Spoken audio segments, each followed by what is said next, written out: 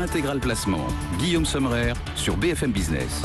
Et oui, on vous apporte comme chaque jour des idées pour gagner plus. Les conseils aujourd'hui de Gilles Petit. Bonjour Gilles. Bonjour. Vous êtes rédacteur en chef de gestion de fortune. On va parler ensemble location meublée. C'est la question de nos téléspectateurs. Gilbert, voici sa question.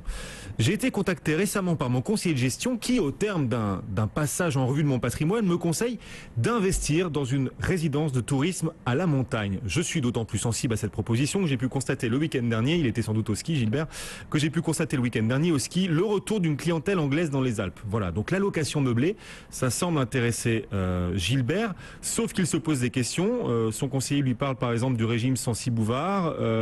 Gilbert vous demande de faire la lumière sur ce sujet. Il vous demande si la location meublée, ça vaut vraiment le coup, comme semble le lui dire son conseiller de gestion.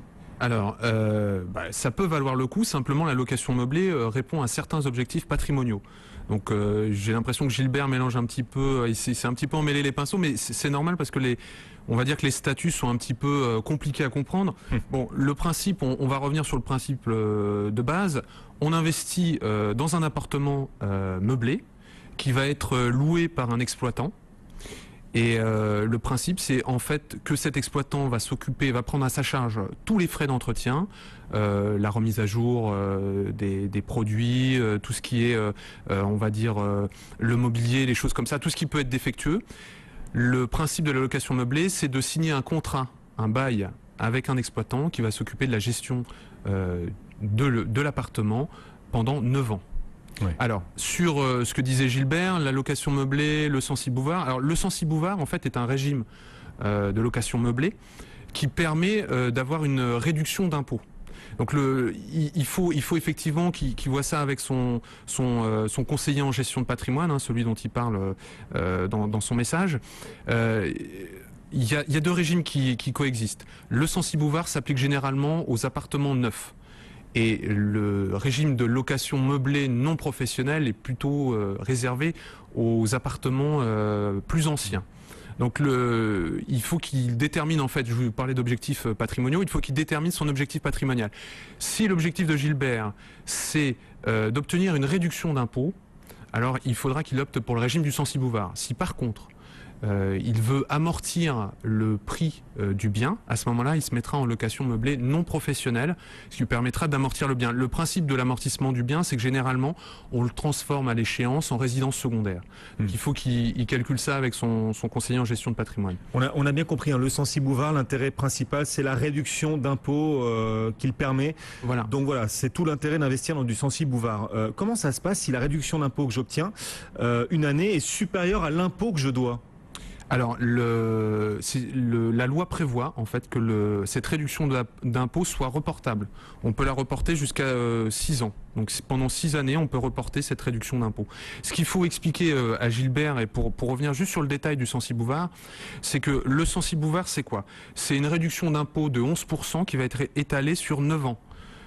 Dans la limite d'un prix d'acquisition de 300 000 euros. Alors ce prix d'acquisition de 300 000 euros, ça peut correspondre à un bien, mais ça peut correspondre aussi à plusieurs biens. Si Gilbert a envie d'acquérir, je sais pas, 3 ou 4 appartements, il peut très bien, mais dans la limite de 300 000 euros. Donc 11% étalé sur 9 ans, ça veut dire qu'au maximum, il va pouvoir avoir 33 000 euros d'économie sur 9 ans, ce qui correspond en gros au maximum à 3 666 euros par an.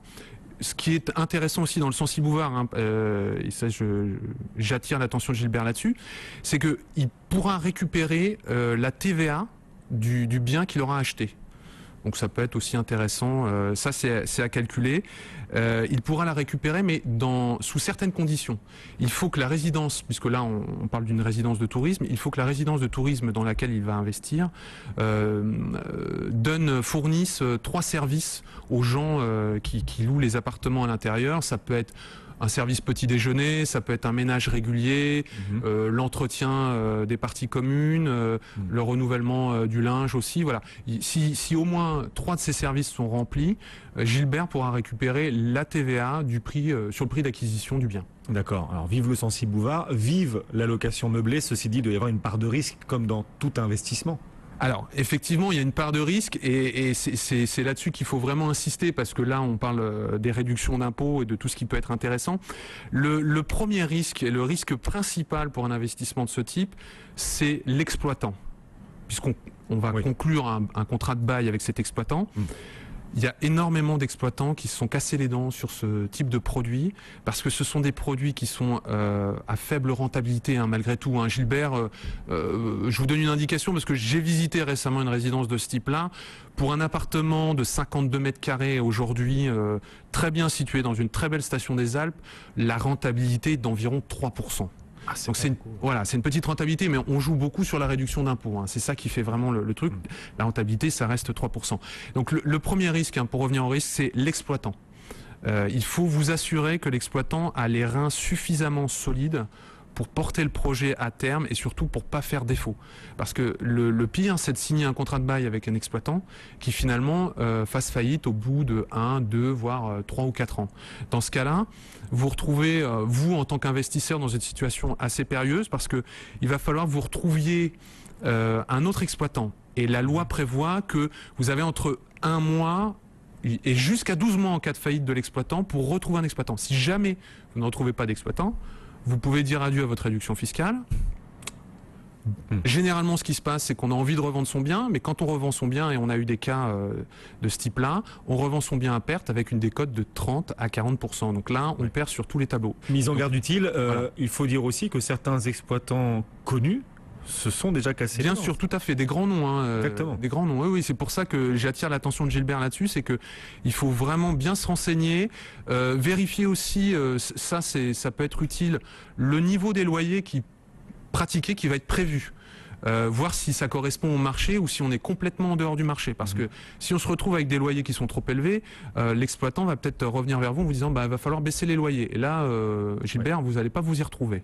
Donc ça, je pense que c'est le premier conseil qu'on peut donner à Gilbert. Il y en a un deuxième qui rejoint celui-ci. Il y a l'exploitant, mais il y a aussi le site lui-même.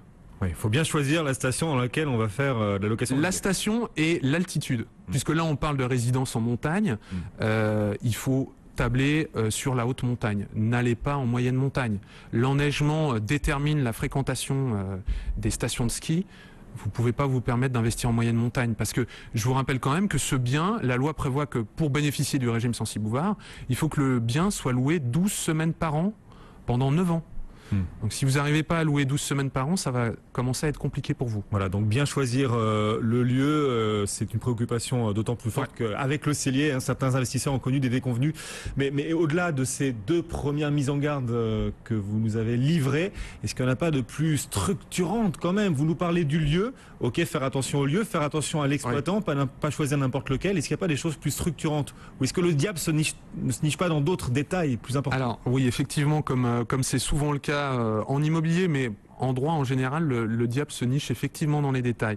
La chose la plus importante et vraiment le dernier grand conseil qu'on peut donner, c'est surveiller le contrat de bail. Donc Gilbert, il faut faire relire le contrat de bail par un professionnel. Ça peut être un avocat, ça peut être un CGPI qui aura des connaissances sur le sujet et qui s'y connaît, qui a l'habitude de commercialiser ce type de bien.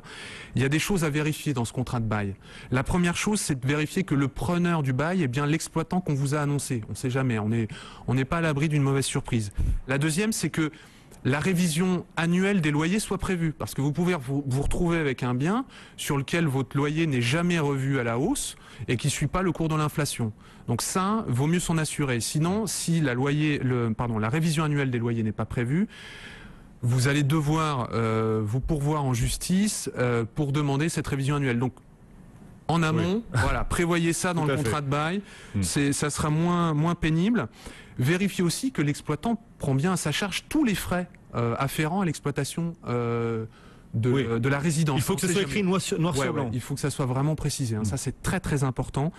Il y a une autre chose qui peut être importante aussi et qui est à côté de la loi, mais qui est importante aussi. Il faut vérifier que l'exploitant n'a pas prévu une révision triennale du bail.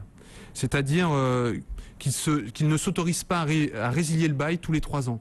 Normalement, la loi lui permet de résilier ce bail tous les 3 ans, mais vous avez tout intérêt à ce que cette mention ne figure pas dans le contrat de bail. Donc ça, D'accord. c'est vraiment très important. Si j'investis dans la location meublée, je loue à des tiers, très bien, tout se passe bien, imaginons que tout se passe bien avec l'exploitant, c'est parfait. Est-ce que je peux moi-même occuper l'appartement que je loue meublé? Est-ce que c'est possible? Bien sûr, effectivement. En fait, la loi prévoit que vous pouvez occuper votre bien pendant 56 jours. Ça correspond à 8 semaines. Généralement, les gens qui font de la résidence de tourisme comme ça en meublé, ils y vont entre 4 et 5 semaines. Mais ce qu'il faut savoir, hein, ça c'est important, c'est que c'est pas parce que vous avez acheté ce bien que vous allez rien payer pour l'occuper. Si vous l'occupez ne serait-ce qu'une semaine, voilà, il faudrait bien sûr, ah oui évidemment, hein, il faut quand même rentabiliser le bien. Il vous faudra payer 75% du loyer qui est demandé normalement à une personne qui n'est pas propriétaire du bien. Sachant que ces 75% que vous aurez payés, vous ne pourrez pas les déduire ensuite de votre impôt. Hein, vous ne pourrez pas les réintégrer. Donc voilà, c'est une petite subtilité qu'il faut connaître, mais qui est importante. Tout ce qu'il fallait savoir sur la location meublée en montagne ou ailleurs d'ailleurs. Notre réponse donc à Gilbert qui s'interrogeait dessus, qui nous avait envoyé sa question sur notre site bfmbusiness.com. Gilles, vous restez avec nous? Bien sûr. On va répondre à d'autres questions dans quelques minutes dans la suite d'Intégral Placement. Pour l'heure, il est 11h47 et le CAC 40 gagne 0,5%. Intégral Placement, l'émission 100% placement sur BFM Business. Tiens, on continue de parler immobilier en ce 27 décembre.